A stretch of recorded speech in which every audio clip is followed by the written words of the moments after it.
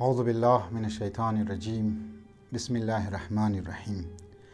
मसले फ़लस्तीन, मसले लबनान व मसले ग्रेटर इसराइल इमरोज़ از مسائلی هست که اگر کس فیزیکلی رفته نمیتونه برای جهاد، باید دمنی سوشل میدیا، باید دمنی فضای مجازی، باید دمنی میدیا دا کد قلم خو کد ویدیو خو باید آواز بلند کنه. و ما گزارش منم ویدیوزی که ما اپلود منم دمنی چینلز خو منی فیسبوک اسکیپ نکنین چرا تاخیر را توخ کنین که بنده حقیر چی موگه.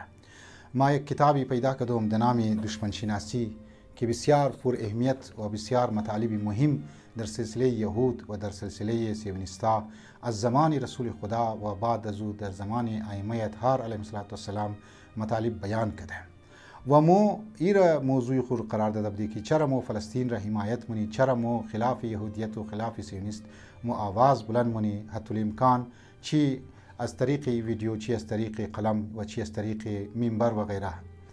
لذا برادرانی من نکته‌ای که امروز در خدمت شما میگم، ما باید تاریخ را، ما باید تاریخ اسلام را، ما باید تاریخ ائمه اطهار را که در او زمان چی واقعات رونما شد اونها را به عنوان زی تاریخ که تعریف میشه، به عنوان یک اصطلاحی تعریف ما را باید طرفش نظر نکنی که چون تاریخ را به عنوان یک اصطلاح که توخ کنی، اصطلاحی تعریف که توخ کنی، او یکی در گذشته یک واقعه رونما شد، یک انسیدنت شد دیگه، یک حادثه رونما شد دیگه تمام. نه، اگر تاریخ را مو فقط به عنوان یک گذشته نگاه کردی ای دیگه برای از مو فایده نداره و برای از مو دیگه سودمند نیست، بلکه او تاریخ فایده داره که مو او را به عنوان یک درس، به عنوان یک عبرت، به عنوان یک آینه که است باید قرار بدی و عواملی یا او ریزنسی یا او فکترزی که دو زمان برای یک واقعه یا برای یک انسیدنتی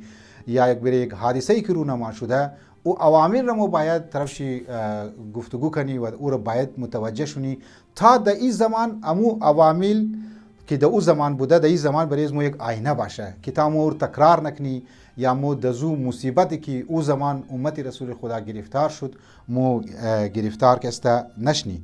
لذا اگر تاریخ را از این نگاه تو کنی تاریخ دیگه کهنه نموشه، تاریخ دیگه منی کتاب ها نمومنه، تاریخ دیگه در منی لایبرری که است نمومنه.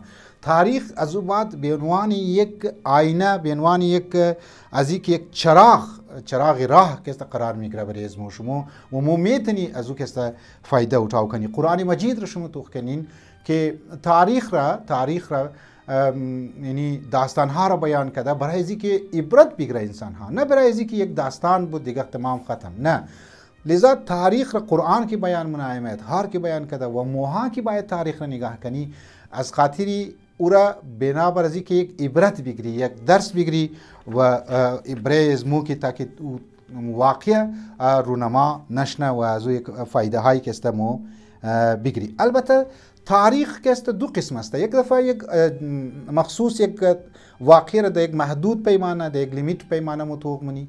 یک وقت است تاریخ را مو مثل یک تسبیح ولی، مثل یک زنجیر ولی پیوسته که دیگه خواسته که دیگه کنکت است مور متوق منی. ای کنکشن ای زیادتر فایده داره. البته او تاریخی که محدود متوق منی او هم فایده داره، لیکن باید مو کنکشن را که است باید طرفشی توجه داشته باشی. لذا من تاریخ باید مو توخ کنی که عوامل چی بوده، ریزن چی بوده، اینا بسیار ضروری است. یک چیزهایی که ما فقط امروز اشاره میدم آینده مفصل گفتگو کردنی است. قرآن مجید کلانترین و اصلی ترین دشمن و سرسختترین دشمن، شدیدترین دشمن را، دشمن مسلمان را یهود و مشرکان که است قرار داده. یعنی مشرکا و اونایی که کافر هستند و اونایی که یهود هستند اینها گفتن در نظر قرآن کلانترین دشمن شما هست. عالما امین یک من بریکیت میگم شما تو که در پاکستان وقتی حسن رسول شهید شد بسیاری از افرادها وهابیا خوشحال شدن. اینها حتی امی آیر که علما میخوانم اینا انکار مونن و امیرش عمل نمونن، یعنی عملی طور پر انکار مونن. چرا؟ چون که در فرنت لاین خو امی حزب الله درو جنگ کرده، حتی از اهل سنت چی اسماعیل هنیه ولی انسان ها درو اینا جنگ کرده. رئیس در فرنت لاین مطابق قرآن چی میگه؟ لتجدن اشد الناس عداوة للذین آمنوا اليهود والذین اشركوا.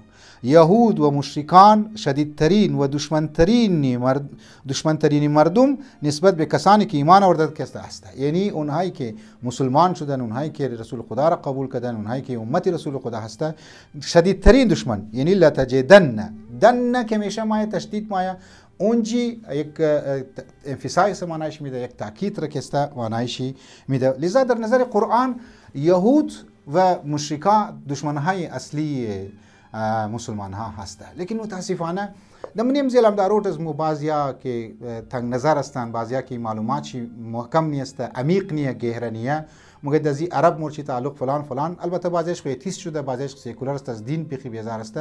وای برازو افرادهایی که مذهبی هستند اونها در یک قوم پرستی محدود در قومیت مبتلا شده و ریشه فساد را و جڑ فساد را طرفش متوجه نمیشه و اشکالاتی و اعتراضاتی الکی و آبکی که است گفته ایرانیا انجام میده. چرا فلسطین ما حمایت منی؟ چرا حزب الله را حمایت منی؟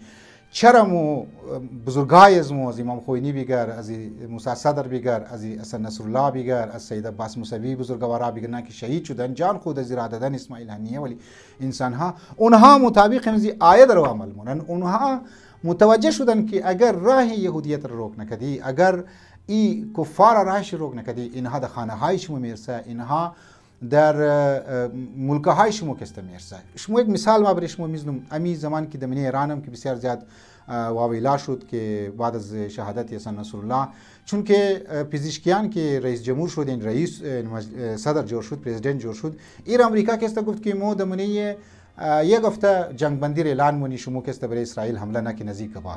ای گفت چی که ای یک هفته شی یا 24 घंटे گفته میتره، یک هفته شی 2 هفته شد، 3 هفته شد، 4 هفته شد و دیدی که مثلا اون حزب الله را کسته همون تارگت کردن، غزه را بسیار بدم تارگت کردن، حسن نصر الله را کسته ترور کردن، یعنی به شهادت رساندن و عالی پزشکیان کسته پشیمان شده صدر امیدوار است که پزشکیان ولی انسان ها، جواز ظریف ولی انسان ها، اینها متوجه شده باشه که امریکا و اسرائیل اینها هیچ وقت راست نموگه، هیچ وقت راست نموگه، اینها همیشه بازی میدن، اینها همیشه دوکه میدن و مطابق قرآن عزیزان من، جوانهای عزیز، کلانترین دشمنی از مو یهود و نصارا و کفار هسته. لذا مو میخوای موگی که فلسطین مو حمایت منی. البته اینج بریکیت بگم بسیاری عیسایی ها، کریسچن و بسیاری از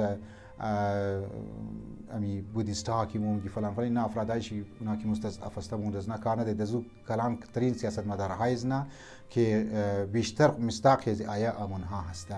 آگاه باشین، بیدار باشین و ویدیو رو تا آخر توخ کنین و فارورد کنین برای دوستای خو. و السلام علیکم و رحمت الله و برکاته.